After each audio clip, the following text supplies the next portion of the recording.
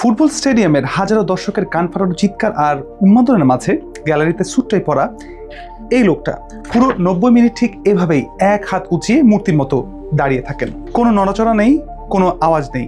কিন্তু কেন? সবাই তাকে চেনে লুমুম্বা ভেয়া নামে, যার অর্থ লুমুম্বা বেঁচে আছেন।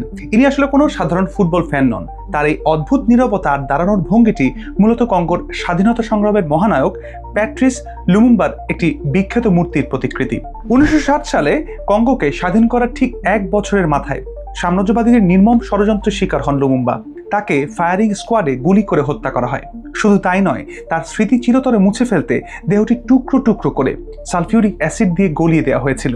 অবশিষ্ট হাড়গুলো পুড়িয়ে ফেলা হয় যেন তার কোনো সমাধি না থাকে। প্রতি সপ্তাহে সর্বোচ্চবার বিকাশ পেমেন্টে 50 জন হবেন পেমেন্ট চ্যাম্পিয়ন। জিতে নিন টিভি সহ আকর্ষণীয় সব প্রাইজ। কিন্তু বীরদের চেতনা কি আর অ্যাসিড দিয়ে গলিয়ে মুছে ফেলা যায়?